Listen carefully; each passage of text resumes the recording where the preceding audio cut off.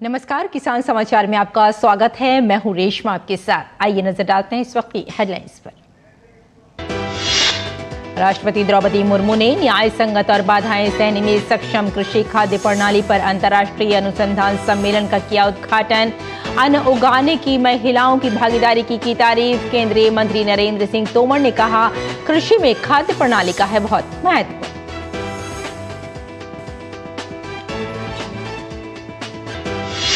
उपराष्ट्रपति जगदीप धनखड़ ने हरियाणा कृषि विकास मेले का किया उद्घाटन। कहा, किसानों की बदौलत भारत बना दुनिया की 5वीं आर्थिक महाशक्ति। किसान आर्थिक और राजनीतिक बदलाव के केंद्र। कृषि उत्पादों के व्यापार में किसान पुत्र से आगे आने की अपील।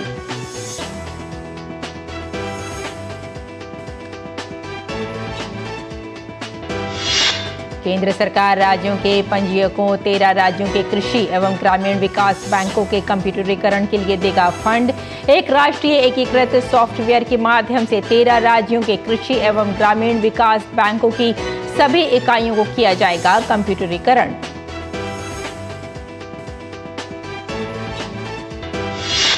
और पंजाब की मंडियों में काम करने वाले 10 लाख मजदूर अनिश्चितकालीन हड़ताल पर। पंजाब मंडी बोर्ड द्वारा मजदूरों की समस्याओं का समाधान न कर पाने के कारण मजदूरों में भारी रोष। और अब समाचार विस्तार से।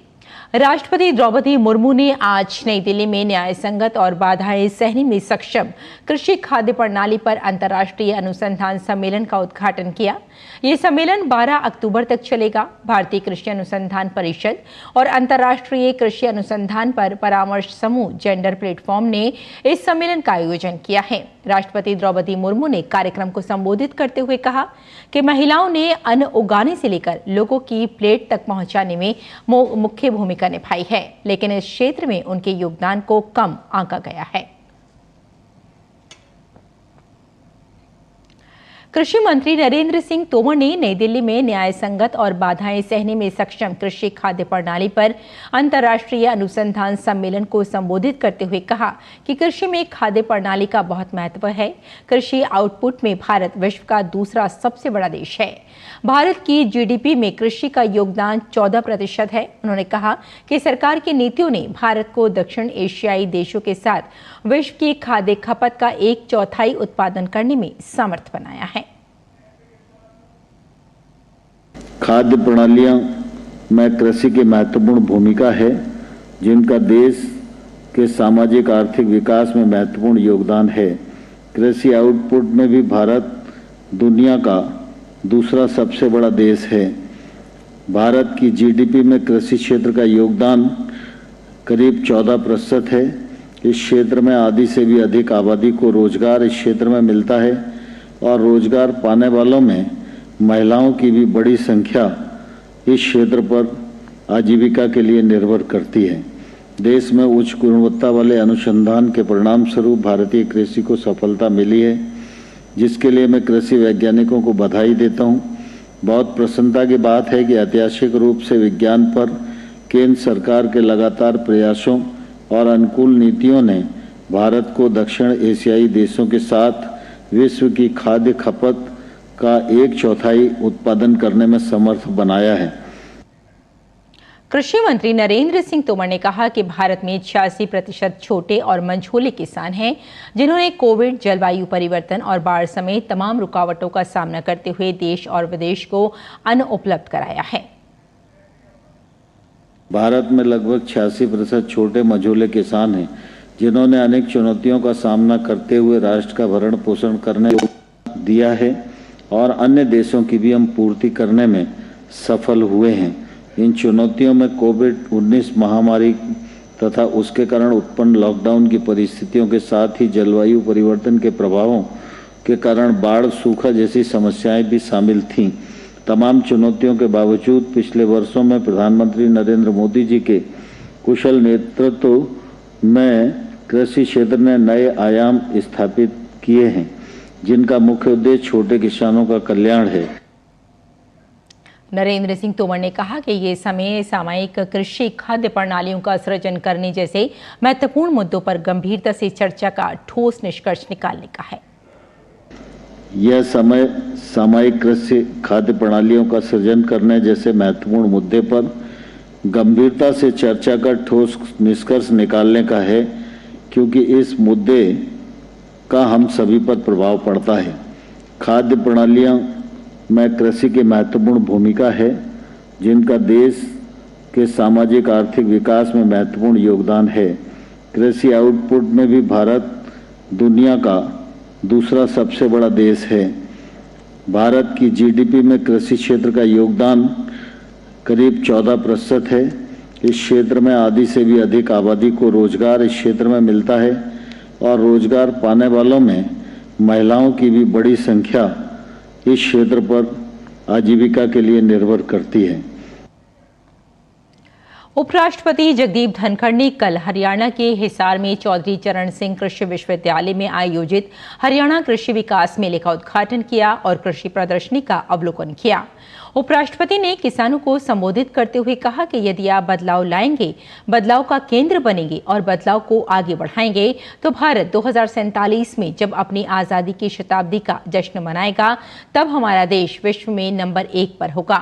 उन्होंने कृषि में बदलावों की आवश्यकता पर बल देते हुए उपराष्ट्रपति ने कहा कि भारत के किसान को कृषि संबंधित तकनीक का पूरा फायदा उठाना है, ताकि उत्पादकता और गुणवत्ता में सुधार हो सके। आज के दिन भारत शहर के देश में ज्यादा संभावनाएं हैं तो वो कृषि उत्पादक में है। आज किसान क्या देख रहा है? बड़ा भारी बदलाव।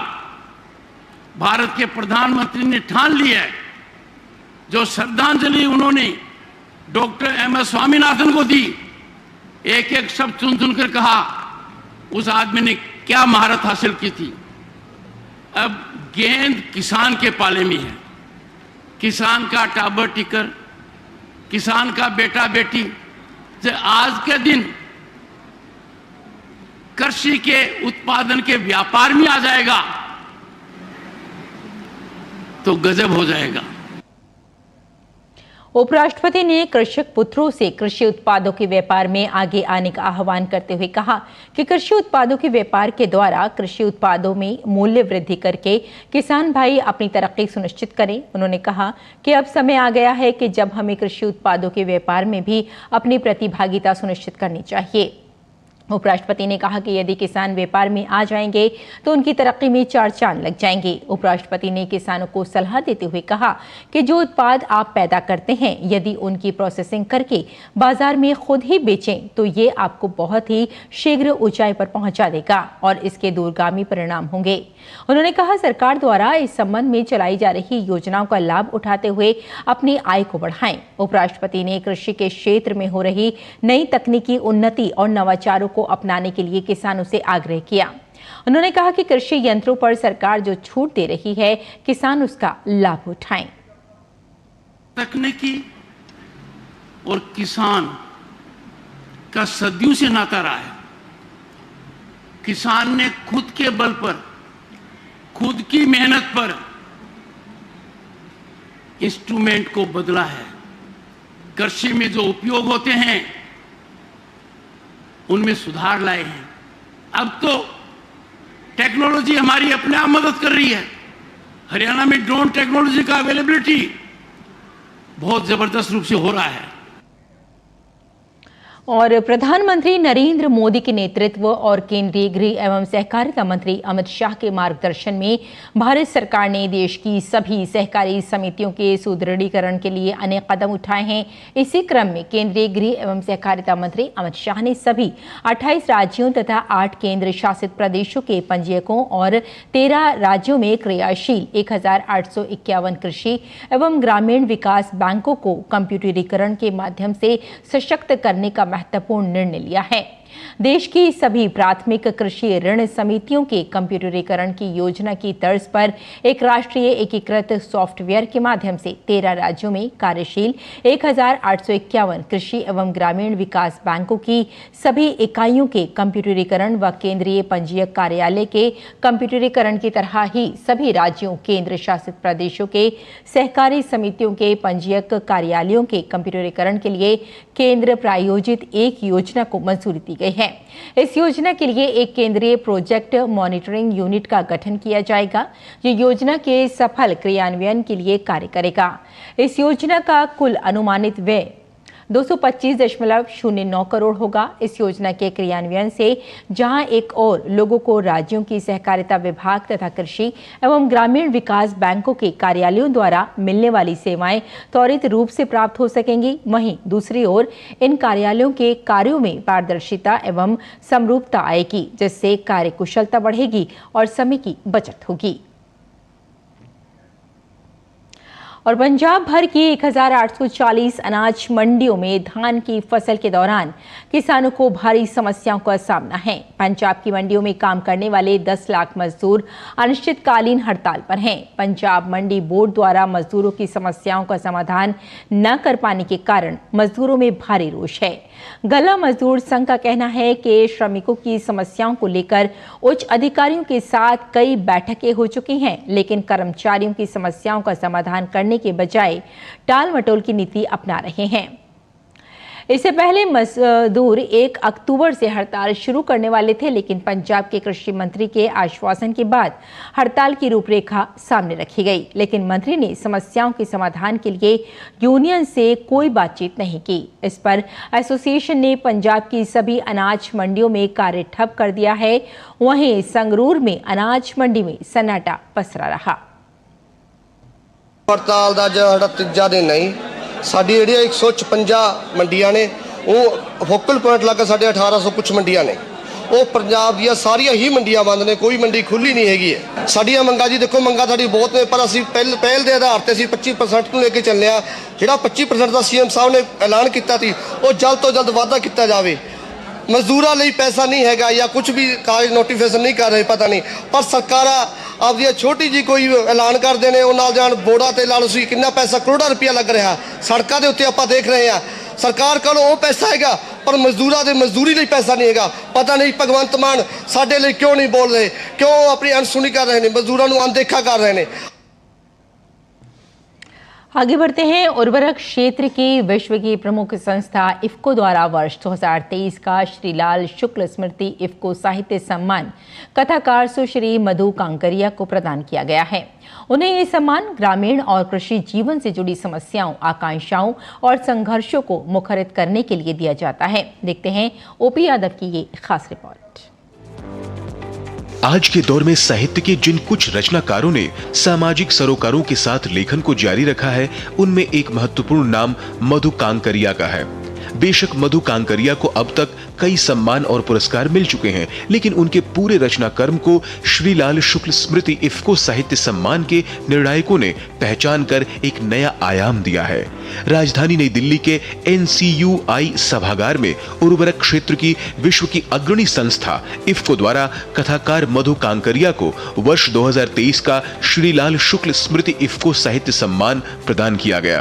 यह पुरस्कार वरिष्ठ साहित्यकार डॉक्टर विश्वनाथ त्रिपाठी एवं मृदुला गर्ग और इफ्को प्रबंध निदेशक डॉक्टर US अवस्थी द्वारा प्रदान किया गया। इफ्को के प्रबंध निदेशक उदय शंकर अवस्थी ने कहा कि श्रीलाल शुक्ल साहित्य सम्मान खासतौर से उन लोगों को सम्मानित करने के लिए दिया जाता है जो किसानों, देहात और जमीन को अपने साहित्य में शामिल कर समाज और राष्ट्र के सामने लाते हैं। श्रीलाल जी की अधिकतर रचनाएं ग्रामीण जीवन पर आधारित थी और इफ्को भी किसानों की संस्था है। किसानों की समस्याएं देश के सामने आए, बुद्धिवादी वर्ग के प्रति आए, नौजवानों के सामने आए और उन समस्याओं कुछ निराकरण निकल सके, इस दिशा में प्रयास करने के लिए ये निर्णय लिया इफ्को के बोर्ड ने। पुरस्कार मिलने पर प्रतिक्रिया देते हुए मधु कांकरिया ने इफ्को के प्रबंध निदेशक डॉक्टर उदय शंकर अवस्थी का आभार जताते हुए कहा कि साहित्य विरोधी युग में साहित्य को जीवित रखने में इफ्को की सराहनीय भूमिका को आने वाली पीढ़ियां याद रखेंगी। वह कोई भी चीज़ जो साहित्य को आगे बढ़ाती है वो उसकी आज के समय में बहुत ज़रूरत है, क्योंकि यह समय मनुष्य विरोधी है, साहित्य विरोधी है। इफ्को सम्मान इसलिए विशिष्ट है कि किसानों की बात करता है या ग्रामीण जीवन की बात करता है। श्रीलाल शुक्ल स्मृति इफ्को साहित्य सम्मान के लिए मधु कांकरिया के चयन को लेकर इफ्को के विपणन निदेशक योगेंद्र कुमार व मुख्य प्रबंध रजनीश पांडे ने भी उचित बताया। इफ्को साहित्य सम्मान एक ऐसे युग पुरुष के ऊपर मिलता है, माननीय श्री लाल शुक्ल जी, जिनकी लेखनी हमेशा गाँव के स्पष्ट दर्शन, गाँव की बहुत सारी छोटी छोटी समस्याओं का एक सजीव चित्रण और उन समस्याओं को कैसे दूर किया जा सके इसका एक विकल्प प्रस्तुत करती है।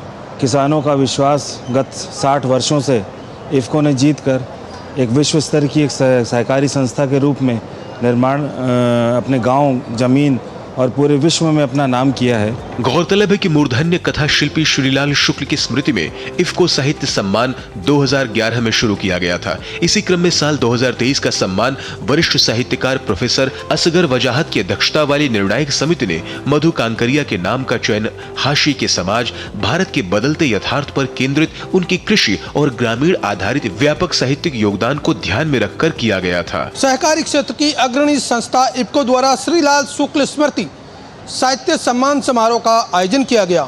इस आयोजन के जरिए एक और जहां साहित्यिक लेखनी को आगे बढ़ाने का काम हो रहा है, वहीं दूसरी ओर ग्रामीण जीवन में आने वाली समस्याओं को समाज और राष्ट्र के सामने लाने का महत्वपूर्ण माध्यम भी तैयार हो रहा है। मेरे सहयोगी कैमरामैन मनमोहन के साथ में OP Yadav, DD news, Delhi.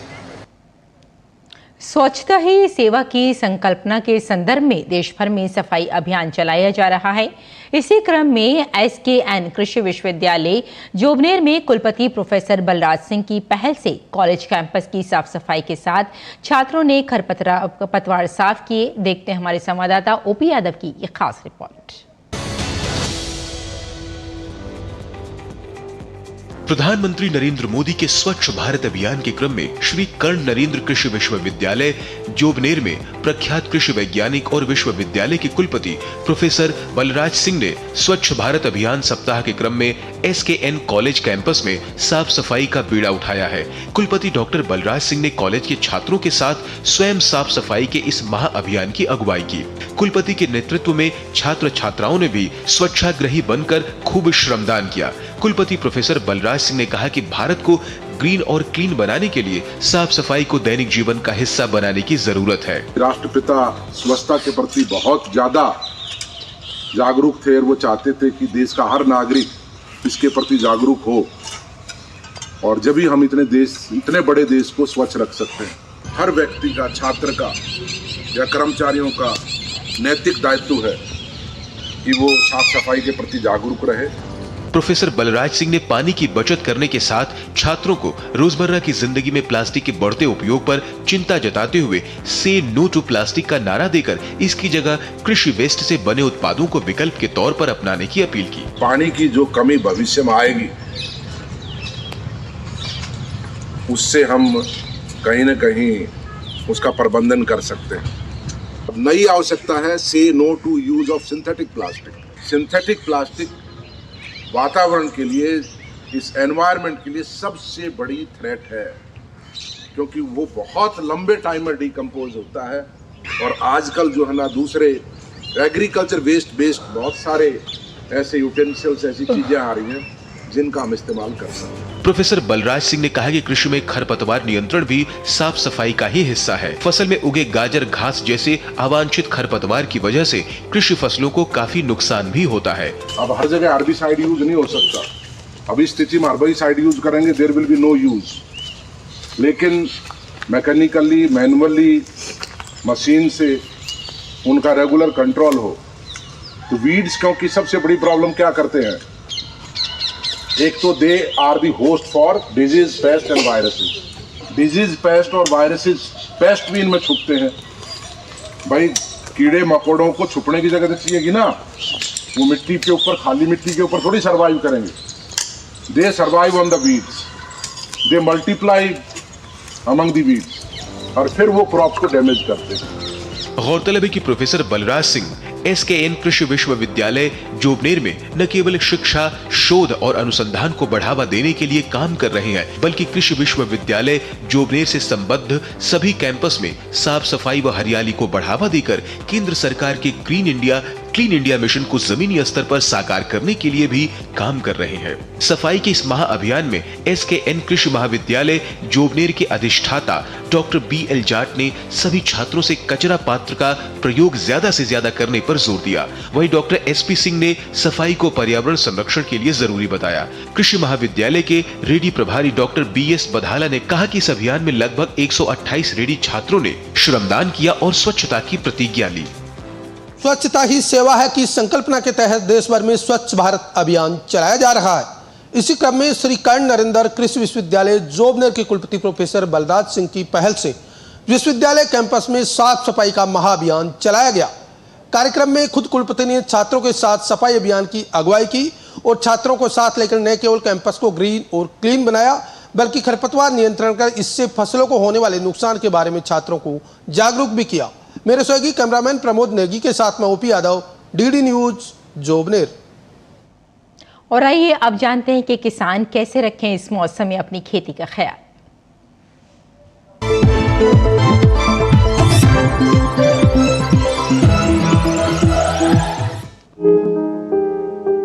Himachal Pradesh के ऊपरी शुष्क इलाकों में राजमा और जौ की गहाई करें और उन्हें किसी सूखी जगह पर रखें।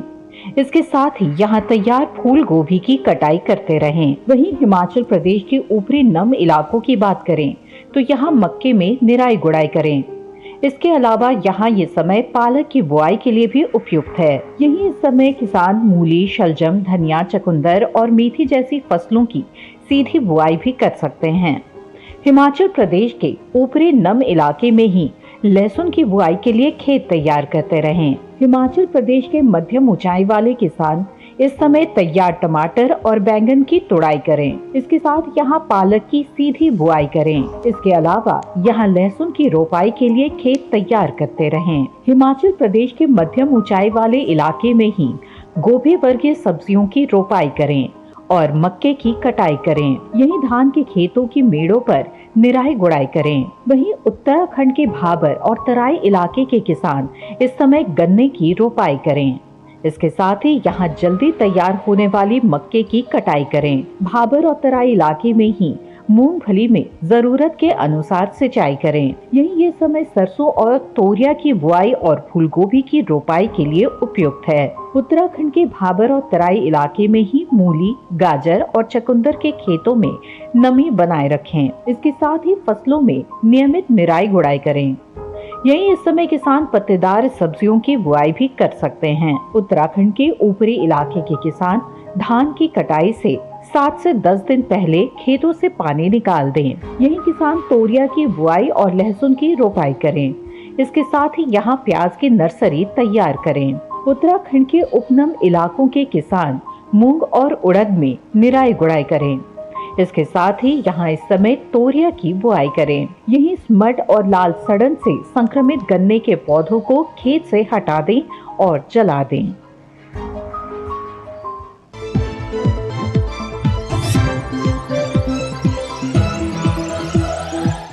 खेती किसानी के साथ साथ आइए नजर डाल लेते हैं कुछ और खास खबरों पर। खास खबर में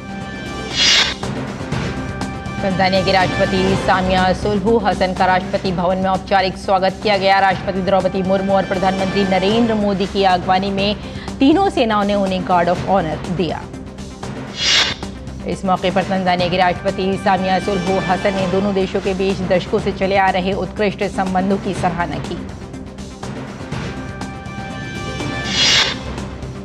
तंजानिया के राष्ट्रपति सामिया सुलहू हसन ने राजघाट पहुंचकर राष्ट्रपिता महात्मा गांधी की समाधि पर श्रद्धासुमन अर्पित किए।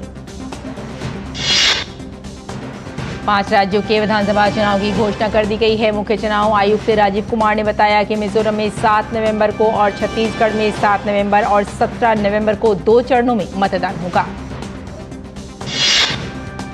मुख्य चुनाव आयुक्त राजीव कुमार ने बताया कि मध्य प्रदेश में विधानसभा चुनाव के लिए मतदान 17 नवंबर को होगा। मुख्य चुनाव आयुक्त राजीव कुमार ने बताया कि इसके अलावा राजस्थान में 23 नवंबर और तेलंगाना में 30 नवंबर को चुनाव होगा। सभी राज्यों में मतगणना 3 दिसंबर को होगी। आगामी विधानसभा चुनाव पर छत्तीसगढ़ भाजपा अध्यक्ष अरुण साव ने कहा, भाजपा चुनाव के लिए तैयार है। छत्तीसगढ़ की जनता भी 5 साल तक राज्य को लूटने, धोखा देने, ठगने वाली सरकार को सबक सिखाने के लिए तैयार है। विधानसभा चुनाव की तारीखों के सवाल पर मध्य प्रदेश सरकार में मंत्री विश्वास सारंग ने कहा कि भाजपा पूरी तैयारी से चुनावी मैदान में उतरने के लिए तैयार है। डबल इंजन का बहुत सफल मॉडल मध्य प्रदेश में लागू हुआ है। सुप्रीम कोर्ट ने दिल्ली कांग्रेस की उस याचिका को खारिज कर दिया है जिसमें राज्य निर्वाचन आयोग द्वारा ईवीएम और वीवीपैट मशीनों की फर्स्ट लेवल चेकिंग को चुनौती दी गई थी।